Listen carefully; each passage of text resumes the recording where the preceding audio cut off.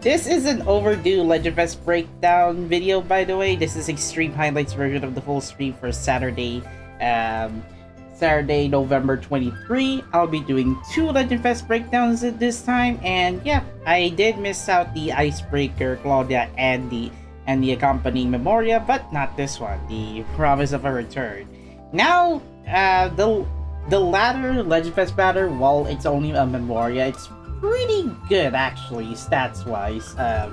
Just a brief explanation on this one. So yeah, I'll have to skip the B-roll for now since that banner will be going away anyway within less than 90 minutes. So I'm sorry if I give the late Legend Fes Breakdown in favor of the new Memoria. I know it's going to be short anyways. So, Icebreaker Klaudia. I was so looking forward to get this character, get this variant when I was in the Japanese version, playing that other version, and yeah, she's freaking beautiful. Atelier is the first skill that she'll be using. She has 57% damage, 20% stun, 100 ticks of weight. She will restore item gauge by 10% and boost her own stun damage by 30% for 1 turn. Now, stun damage boosting skills is a common skill 1 thing. I mean, you can look up at Lily, for example. She can increase stun damage, and then she'll follow up with skill 2 or burst skill if you want to increase that. So break damage 30% for 1 turn. I guess it's simple as easy, but you get the benefit of restoring item gauge if you want to use Klaudia on battles where you need items early on in the battle, or in case if you need it for tactical turns against event bosses. Now, Fry's Glass. Fly's Glass? Okay, never mind. So, this targets all enemies, 103% damage, 52% break damage, 175 ticks of weight. This is 25% ticks faster than the usual skill 2 or burst skill wait time. Now, she will boost she'll boost the magic attack damage received to her targets by 30% for 2 attacks, and much like other characters that are in the summer collection, except for some reason, Resna, Klaudia has 2 skill charges. Skill lamps if you want to go for that in the Japanese version. Using this skill will charge by 1. When it is fully charged after attacking, she will boost the magic attack of ally with the highest magical attack by 20%. And yeah, it will last until the end of the battle, so you get up to you can only do like 3 full charge for skill 2, and then that ally with the highest magical attack will be able to take advantage for ice tower floors, ice bosses. So yeah, this increases magical attack if you fully charge it, but Klaudia, I think she is really useful for your magical teams, especially if enemies will have a higher toughness towards magical attacks. So you can use Klaudia if you want to debuff their defenses by magical attack damage received. So the ability that she'll use, her skill 2 will have this one, the All-In on a Fun Vacation. Now, not only she can use skill 2 to charge her, not only she'll use her own skill 2 to recharge her skill lamp, if a party member uses battle item, as long as one of the 3 will at least 1 item at the same item gauge, she will be able to charge Fry's Glass skill lamps. So at the start of the battle, she'll be fully charged. This will give you like 2 turns faster to charge Klaudia's weapon. That way, on the 3rd skill 2, that highest magical attack user will already benefit Klaudia's maximum 60% magical attack buff. The magical attack buff by 20%, that is. Now for her first skill, Total de la Mer. 182% damage, 113% break damage with 150 ticks of weight. This targets all enemies, by the way, so yeah, keep an eye out. This will allow her to reduce target's ice resistance by 50% for 2 attacks, and after attacking, she will boost the magic damage received by targets by 50%. After attacking, she will boost magic attack damage to her targets received by 50% for 1 attack. This allows an ice attacker following up Klaudia's break attack or burst skill will be able to amplify these damage count needed for especially event bosses. I think the bikini golem that we're going to see later in the event story will have this weakness. So, yeah, keep an eye on this one. And if the target is stunned, this is her other ability, Summertime Melody. She will restore item gauge by 30% and boost her own stun damage by 50% at a maximum of 30%. What it does is if any of her allies breaks an enemy, like their shields are broken, then item gauge will be restored by 30%. On top of that, she'll stack her own boost break damage by 50% with a maximum of 30. So you don't need to necessarily use this one you don't need to use this one on autoplay teams, but however, this will benefit because look at her stun damage, look at her break damage calculator. I mean, is Klaudia going to be able to break all enemies for group attackers, like against group attackers with this amount of break damage needed? This is where the Summertime ability will kick in, with a maximum of 82% break damage for skill 2 and 113%, that makes it 143% break damage if once she has increased her own stun break damage for those enemies if their enemy shields are broken. Beachside Allure, this boosts seasonal characters' magical attack by 50%. For those who are familiar with this tag, you should be able to see these characters. Those are not shaded, and yes, I still have Patricia and Marion. This tag, however, I'm not favorable on this one because it's pretty limited, you see. Claudia's tags, she is part of Kirkin Island, obviously from the Secret series. Merchant, you can use Flocus leader skill if you want to boost magical attack stack, and Prim. Now, I've already shown you guys the seasonal stats, so that is fine by me.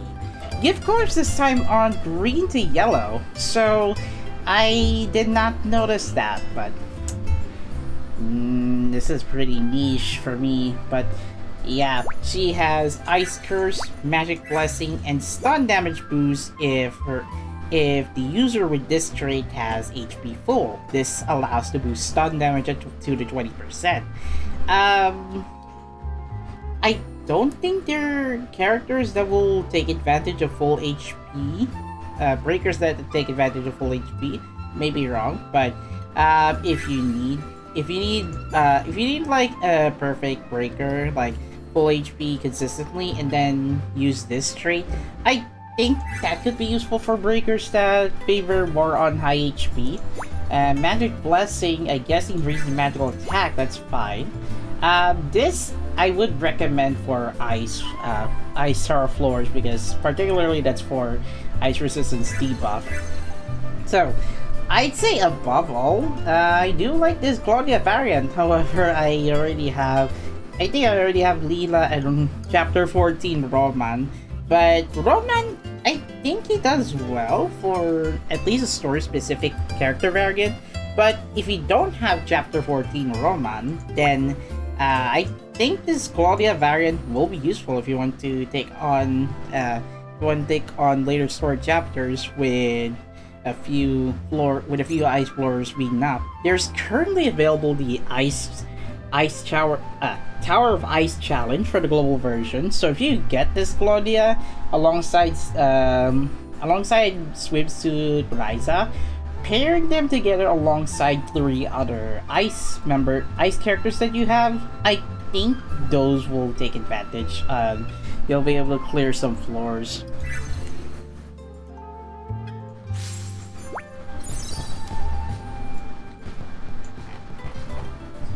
Now you will have to safely dive to the competition. The illustrator this time is Kodama_GS-san. This increases magical attack by 31.25%, and the rest of the stats, well, 13.75 for both defenses and 16.25 for physical attack and HP. So if the target is weak against ice, then stun damage for the attacker or breaker in this particular sense will increase break damage by up to 65%. In this case, I think icebreakers will need this, especially enemies that are weak against ice. Klaudia, Leela, and Roman will be able to take advantage of this one, especially the stun damage is way high once you get into rank 5. But expect the stat bonus will be lower. Not these, but the ability stat will be lower at rank 1 once you get this beautiful Juna and Roman illustration. I mean, they're just having some fun under the sea. Yeah, and that's all for the part 3 for Klaudia Moonlit Beach variant. So as for the part 4 this time, this is only on the Memoria. Now, the Promise of a Return is actually a good Memoria. Now, there's no featured button because this is only one Memoria that you can get. Same goes for the upcoming Halloween 2025 Memoria, which in the Japanese version they have one. So yeah, Promise of a Return, illustrated by you_Suke-san. Now, this favors magical attackers, 36.25%. However, this stat is very high. A big difference compared to the previous Memoria that I just mentioned for Juna and Roman, because the magic attack stat usually goes only above 31%. However, Promise of a Return, this is very, very high. Now, the sacrifice on this one is that the speed stat has to be significantly lower by 1.75. This gives the magical attack the highest buff difference at level 30. You don't need to rank 5 this, but you can just get the base Memoria and go with it. Now, this is only for rank 5. If you have memory pieces, then you can upgrade this Memoria to rank 5, but this is for attackers. Attackers equipping this Memoria will boost critical damage by 100%. Imagine if you have Valeria, the Schwartz Rose one, or even Izana. Even Izana can use her burst skill and then just poof! The competition blows! Now, I gotta say this Memoria, I don't have this yet. I might as well have to double check that in the Japanese version after this recording. But this Memoria is very recommended, even if you don't, even if it does not pair up with a character. It's an opportunity because the 36.25% damage, and then you can stack up that stat point boost through your the stack boost. Oh sheesh. The stat attack stat difference from your accessories, weapons, and gear that boost magical attack. Yeah, Izana might be able to benefit this. Even swimsuit Resna, swimsuit Ryzen. Actually, Valeria is more beneficial on this one, the Valeria swimsuit one. But damn, I'd say it's pretty OP. I wish I could get this one, but I don't usually favor Memoria.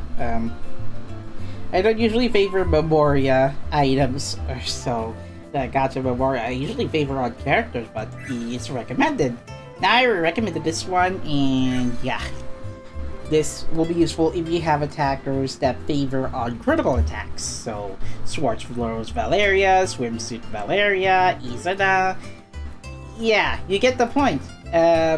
You can use it. You can also use it on other attackers that don't usually focus on critical damage, but you can amplify their damage through critical rate buffers, say like Floke or Schwartz Rose Floke or Innocent Dreamer Resna. But damn, this is a short Memoria review on this one, by the way. So yeah, Draw Battle is next, and it's not gonna be that long anyway because it's only one character.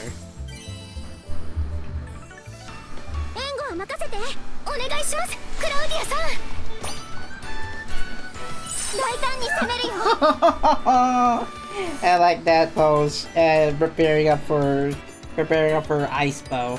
Although the parasol does look like a bow. Okay. Now at the start of the battle, you'll notice she's teaming up with Christmas Resna and New Year's Maddie. Yes, the Memoria will also be useful for Maddie, but given that Maddie already guarantees a critical hit for every time she uses skill 1, yeah, any attacker that amplifies critical damage or uses critical rate to their advantage will be able to use the Promise of a Return Memoria. So yeah, let's target all enemies once and use reverse.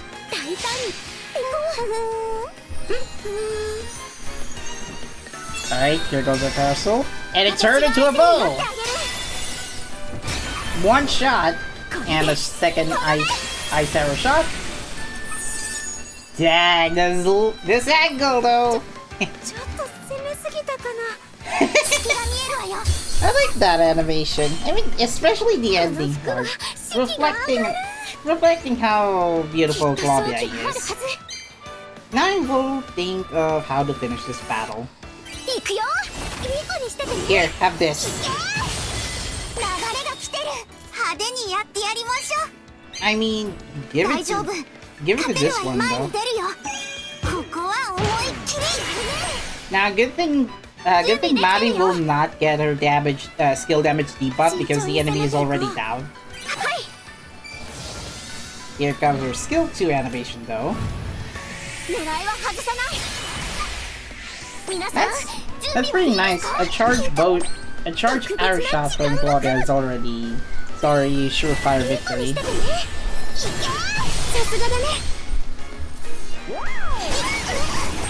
Boom. Oh, come on! Come on, Maddie. Well, I will appreciate Klaudia's victory animation though. Oh, I cannot show her skill 1 animation, but it's just short and easy anyway. You can expect the skill 1 animation to look like. So anyway, that's all for this Legend Fes Breakdown, and I'm sorry for the overdue distribution on this one because I was consistently busy on that previous week, especially on the work. So yeah, that's gonna be it, and then we'll have to upload the next Legend Fes Breakdown in a few hours after the stream's finished. So yeah, I will continue this one. We'll be covering the event. I'll be covering the event story, and then I can focus back on the Japanese side, which now I'm overdue because I'm already missing out on 3 chains of event stories that I have to do in Atelier Resleriana Japanese version. So yeah, that's going to be it. Thank you for watching. Like, share, subscribe. Discord server, Blue Sky link up in the video description below. By the time this video is uploaded, you can only see the Memoria. You can only see the Atelier Summer Legend Fes Banner present. So yeah, this is the only time we'll be recording this reroll. So yeah, that's going to be it. See you guys. See you guys on December. I'm still going to likely upload a few videos of inconsistent quality, so expect those. So yeah, check my channel if you want to see me on random gameplay videos. Goodbye. See you soon.